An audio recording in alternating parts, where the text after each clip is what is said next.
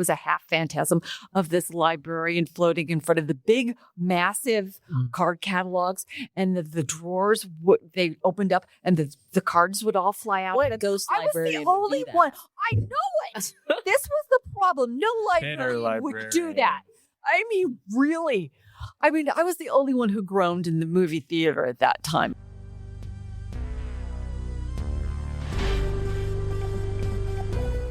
Welcome to a very special edition of the Book Drop. Right now, behind the scenes at OPL, something big is happening.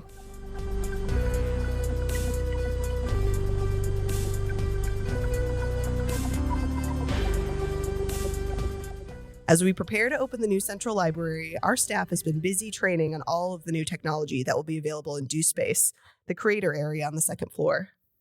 That includes the sewing machines, the laser cutter, the 3D printers, and the podcast studio. You're hearing firsthand as some staff make their first podcast. Listen in as they geek out over the 3D printer, discuss genealogy research, and share genuine excitement for the space. So let's go behind the curtain and meet some of the team that's ready to welcome you to OPL's Central Library.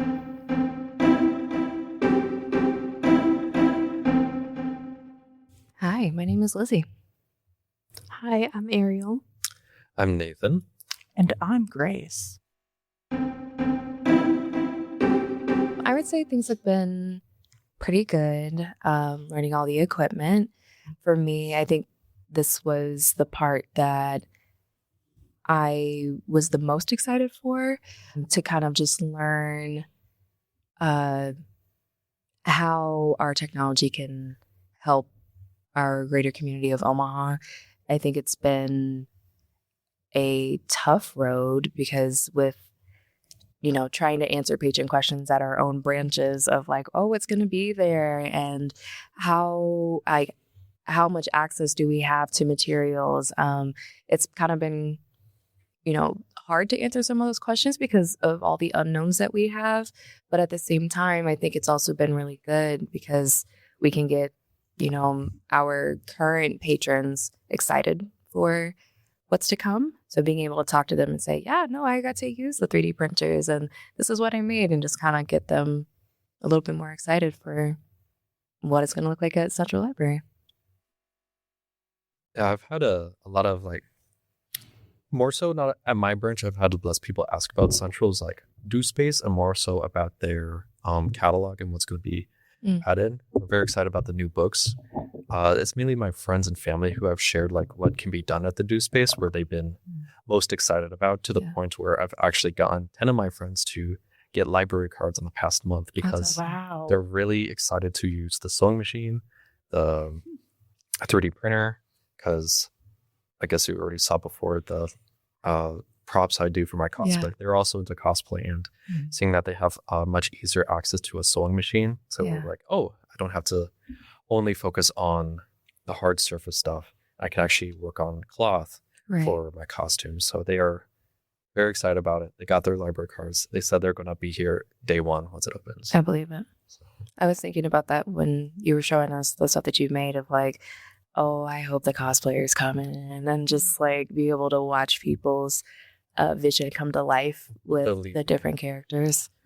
I was able to talk to someone who won number one of Masters Division for their cosplay, and she showed me all of her what's it called, sewing techniques. I told her about the up and coming sewing machines that are going to be coming in, and it sounds like she's going to be using it quite a bit because of the stuff that she has doesn't compare to what we have right now. So I'm excited to see people like that come in and then make absolutely, I guess, beautiful art, essentially. That's awesome. I know there's been some talk in the programming team about how do we do some sort of cosplay class or club or creator thing, because I do think we're going to have a lot of cosplayers using our equipment. How about you, Ariel? I agree with what you guys are saying. It's so weird to hear my voice in my own head. I don't like it. It takes a while to get used to it. That's why I like not talking. I don't like it at all. I would be surprised if folks from Benson wouldn't come down and use our stuff too, though. That'd probably be a good resource because they're already very involved with the arts. So. How true. Yeah.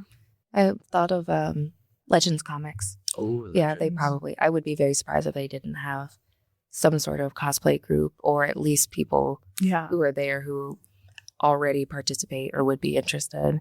And we already work with Legends already for Free Comic Book Day. Oh, that's They're right. our main source for that. Yeah. And I Love it. want to say Stephanie has worked with them, maybe for finding DMs for like Legends and Libraries and Pen and the Sword. Oh yeah, Pen and Sword. Mhm. Oh, Pen and Sword would definitely like the 3D printing them for the models. Mm-hmm. Well, and the Legends and Libraries guys at Millard are really impressive. One of them like always brings in his models, and I think he has a resin printer at home. Oh, He- that's yeah, he has all of his cool stuff that he brings in. It's always really sick. Have you had a lot of people asking at Millard about Central, or this kind of business as usual? I think they're more excited for like just seeing the new building. I haven't Mhm. had like any inquiries about the new technology at all, Mhm. really. Yeah, they're just been wondering about parking. I've gotten a lot of Gotten comments that about too. parking. Mhm. Yeah, that's very fair. if you really like movies, obviously we have a giant catalog of different films that you can watch, as well as free access to Canopy. And I've used it several times before because there's a lot of stuff on there that I couldn't find on other streaming websites, like Mad God by Phil Tippett and just Seven Samurai, if you guys are interested in that. So if you like film, get a library card. I have to plug my own area. Please come in and use the Do Space equipment. I feel like I've been working on this for months now, and I'm like, I just need people to start using it and see how it goes. Piggybacking off of that, I feel like this is just a good place to like learn and experiment, and not only with like books like you would traditionally think, but I feel like using the equipment is a lot easier than you would initially think. So Mhm. I like definitely encourage that, because I felt a little apprehensive with 3D printing as well. But I mean, with Tinkercad, it's really not that bad. So Mhm. yeah, just learn new things. Yeah, big focus on accessibility here. Yeah, very true. I think the main thing I'm looking forward to and hoping that patrons also get to experience is just being able to be in a space that, is really open and welcome to community. I think that Central is going to be a spot for all walks of life, just like the rest of our libraries.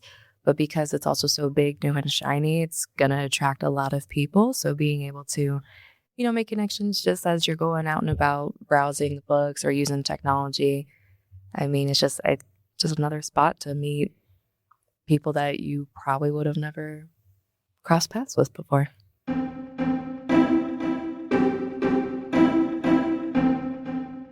Jacob Knutson is my name. I currently work downtown. I will obviously be coming here when we come here.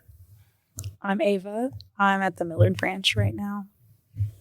And then I'm also going to be coming here when we come here. I'm Sarah Letheby. This is my last day in collection processing, actually, before transitioning back to public service on Monday. So I've been at Central for a few weeks now, and I'm excited about the transition. And I'm Adrian Gomez Mesa. I'm currently at Benson. Today is my last day there.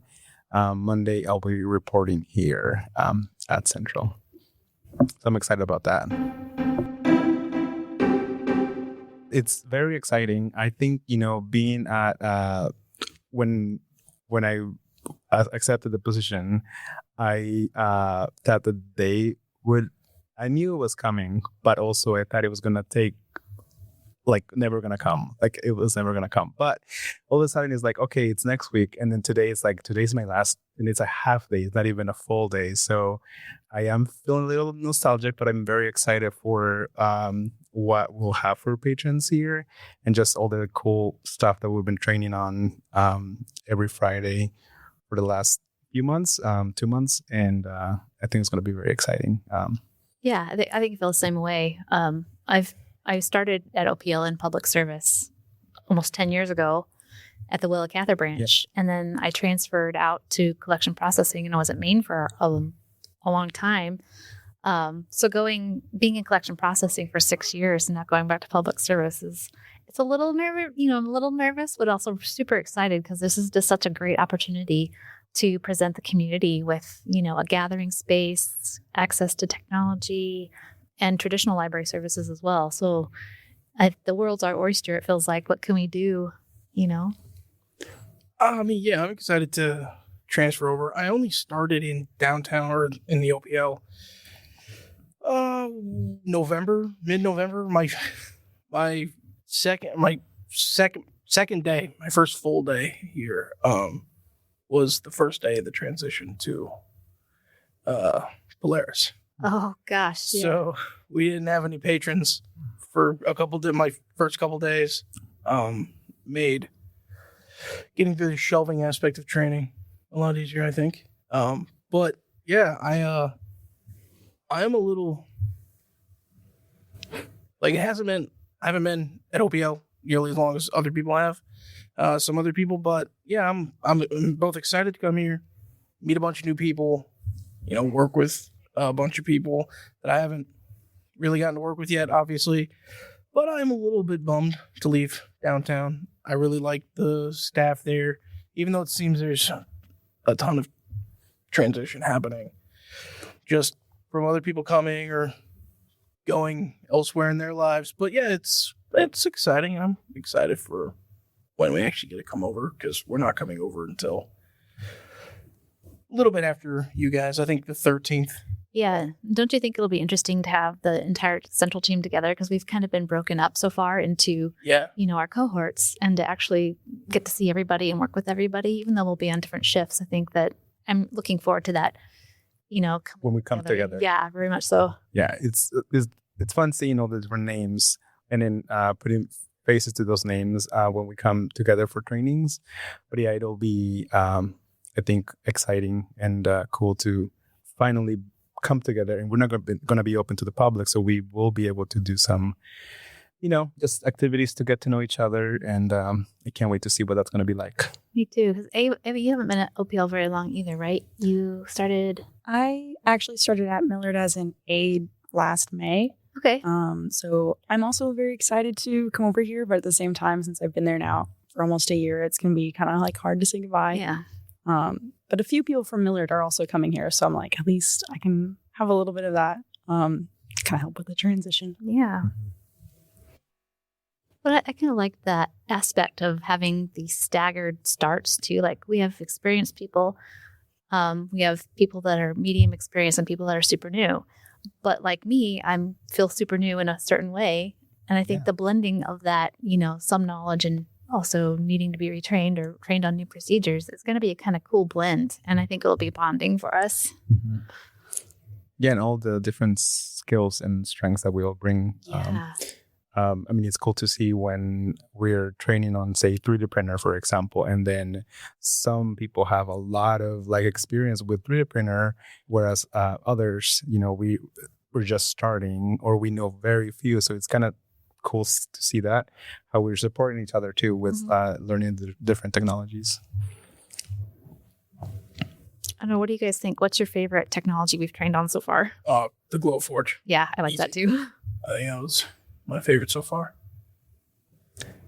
Yeah, I thought the Glowforge was definitely the easiest, but I think my favorite is going to be the sewing machine, because I think it's the one that I have the most personal interest in for what could I make with this? But yeah, the Glowforge, super easy. Yeah, that's true. Go to Adrian. I don't know if I should say this, but it's probably gonna be the Cricut.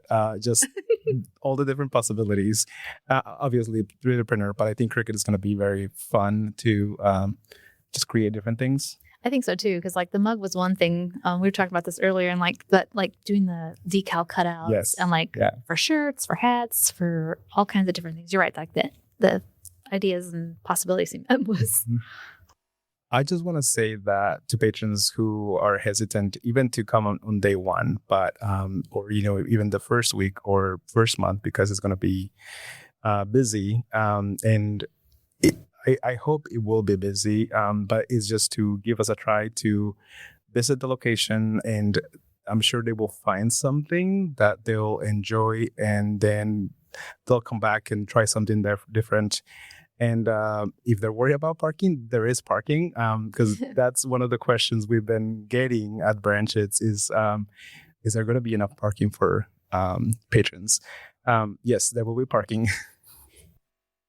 Well, we've had a few people at the downtown branch the last week or so who have come up and been like, yeah, I'm super excited, just about a month away from that happening. But there's been more than one has been like, but I don't think I'll be able to be allowed in. And we're like, well, of course you'll be allowed in. Everybody gets to be allowed in. So I would just remind people that even though it's a fancy new building, from the outside, it's still a public library. And we're still welcoming to everybody. And, whether you are a longstanding Omaha Public Library card member or have no card, it's still going to be a great place to just come in, and if for no other reason than just hang out and test out which chair is the most comfortable. So There are a lot of different chairs. I'm kind of interested in the artwork too that's throughout the building, and I was really happy to hear that there's going to be an app, I believe, to guide you through the art and have art information, and the fact that one of our artists is also very the quilt. She has made the accessibility square for the quilt, and she's interested in doing accessibility for all of the pieces of art, and I think that is fantastic. Tactile, visual, yeah, I love it. I guess what I would just say to any patrons who are thinking about coming here is, like, yes, it seems like maybe a fancy new building or there's a lot of new technology, but we're all learning it together, and don't be afraid to ask questions because we are here to help. Yeah, and they can continue visiting their neighborhood branches, Yeah. but come visit Central.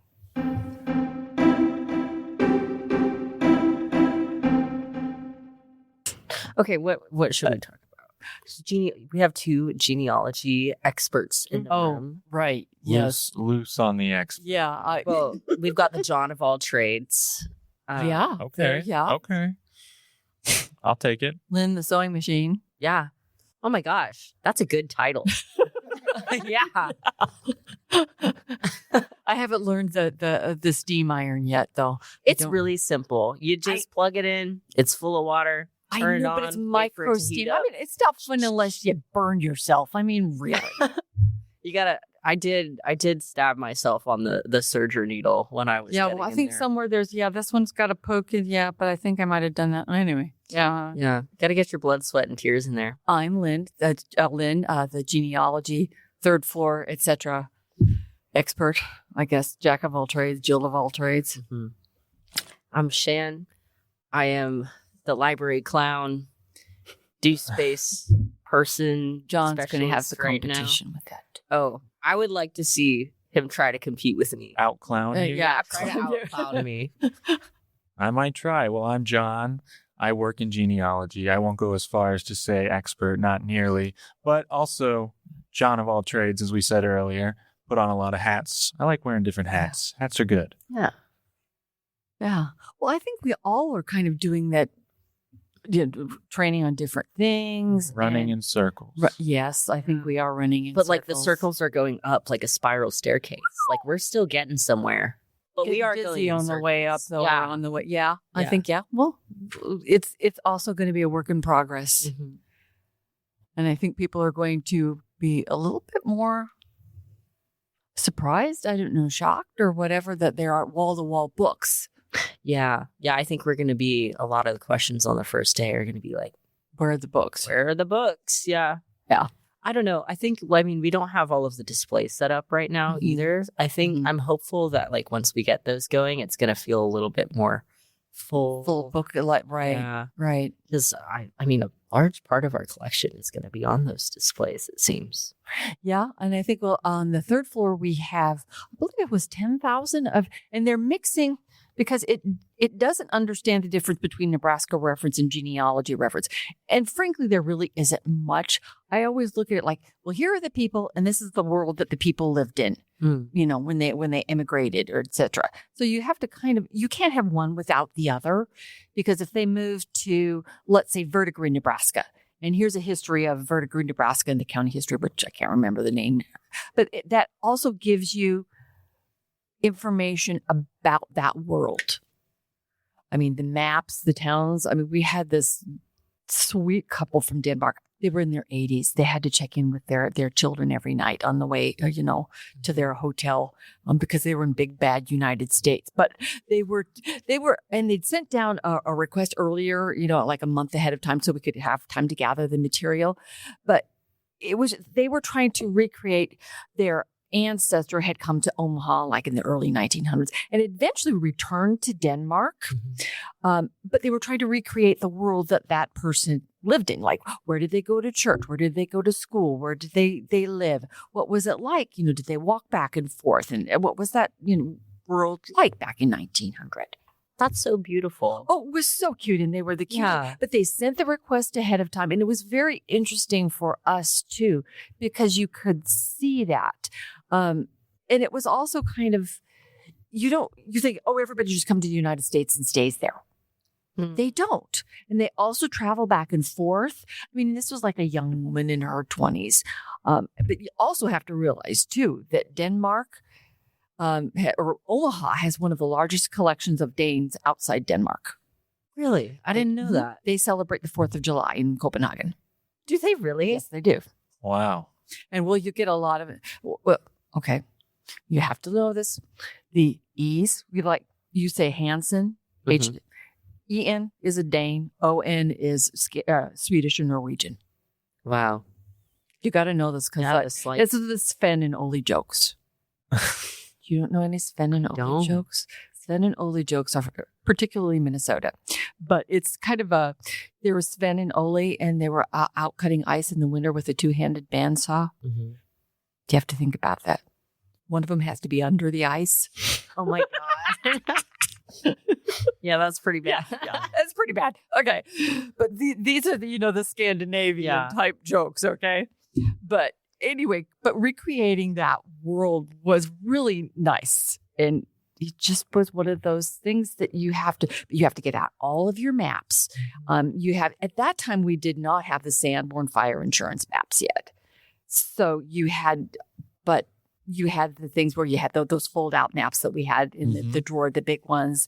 And then we have the things that are saying on the wall, but you'd have the churches that were still there and things like that. So a few things that were still there. But I mean, we're talking, gosh, almost 120 years later. So. But it was quite interesting. But they recreated, they were like in their 80s, but they had to check in with their kids to make sure that they were okay in Omaha.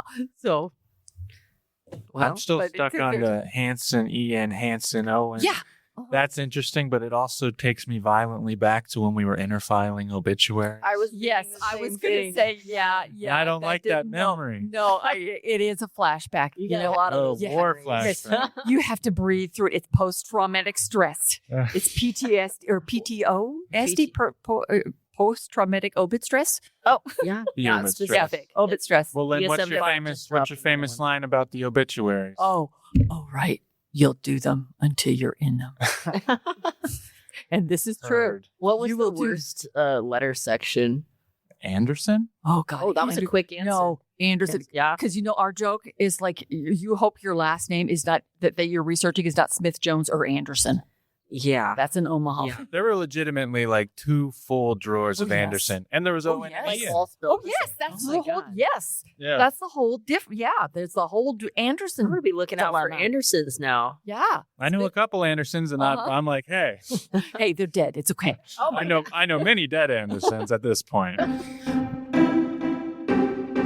That scene in Ghostbusters. Yeah. I don't even know. Oh, really? I don't know.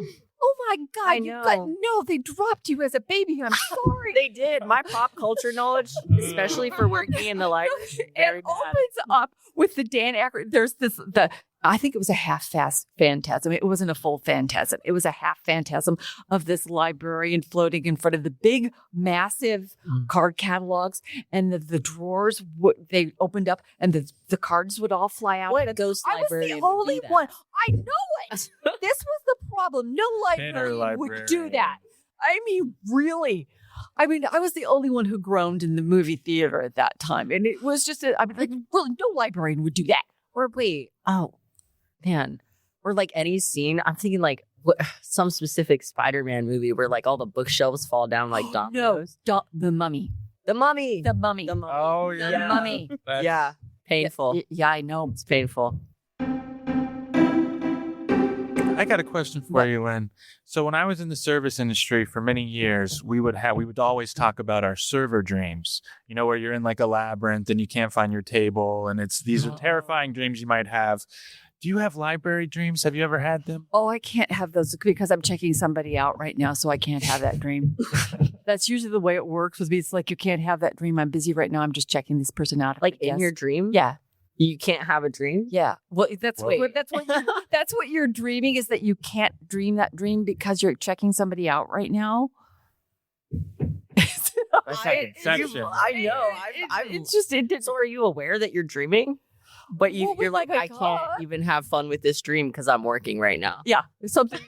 It's just, it makes no sense, but it's just like, when you get into those routines and you're just automatically checking out, at the time, and it's library or whatever, and you say, well, no, I can't. If you're dreaming, whatever, no, I can't have that dream right now, or I can't, whatever's going on in the dream, I can't do that right now because I'm checking this person out.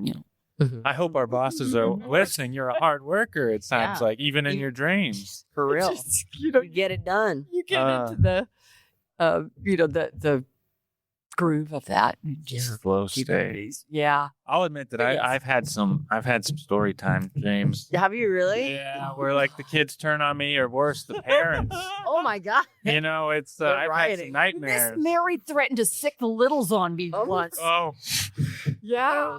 my worst nightmare. Man, I don't dream much at all, but I feel like I've had enough like experiences in story time that I look back on and I'm like, wow, that could have been a bad dream. One time I was doing a Millard story time, and it's like, I don't know, 60, 70 people in the room. I grab like the tote of scarves and I turn around and I smack a child with it, and they crumple to the ground in front of all of the So that haunts me. That haunts me Just very, wait. very much. Yeah. Completely. And they were fine. And I I took a moment to like stop and like make sure they were okay. and talk to the Yeah. parent. Yeah, Everybody acknowledge was that getting you- their scarves, but horrifying moments do happen in front of a large audience, and that is reality. I wish that was a dream. You gotta go with it. Yeah. Gotta go with it. Well, it's like with the sometimes in storytime characters, like I have with like I luckily, but the Skippy John Jones is the nightmare of that. Skippy John Jones. Yeah, The Julie eye fell- actually showed me the article Oh, There's an article. when in the World Herald. Oh, God. They wrote John about it. Jones. Yeah. No. What happened? There was this story time going on, and apparently Skippy John Jones, which is a story time character, a costume character, their eye fell out Oh my! during story time, Oh my and God. these kids were just freaking out. Rolling towards the children. Yeah. Oh, yeah. So you can't make this stuff up sometimes. Yeah. So, and the children were, of course, traumatized by this. It wasn't, I was, we'll call, it's okay. Skippy John Jones will get a Band-Aid. Get him an eye patch. Get him an eye patch. He's a But pirate anyway, it for the was day. still like the total. When did this happen? Oh, years ago, probably about 10, 15 years ago. Were doing a lot of storytime characters. And I know Miss Mary Mary Mulder had me. I was like, if you give a mouse a cookie, I was the mouse. And then I was the mama. If you give, Mama Llama character. Yeah. And there were a couple others that for the life of me, can't remember them. But they had me in there because I could fit. You always have to have your handler, and you generally wear or lighter clothing, any sweaters, etc. And you take off your shoes, etc. And an ice vest. The Mama Llama one had a fan in the head. Well, let me tell you, some of these costumes have seen better days. Okay. After I do a costume character, I need a change of clothes because even with those ice pack vests, I'm sweating. Yeah. Yeah, I'm blessed in that I am too tall for most of the costumes, so I can go. We'll get you, man. I'll do it. You know that sticking the littles on you. The 2 rules were that, of course, you always had to have a handler. You couldn't speak. I mean, you weren't speaking. Mm-hmm. And you never came up to a child. You always waited for the child to come up to you. Because, if they were scared or anything like that. And so it's fair. They're kind of freaky looking, a lot of them. Yep. I would not, if I was a child, I would not approach them. I have the kids that are just really hesitant, and you have them kids that just, will glom onto your leg. Yeah.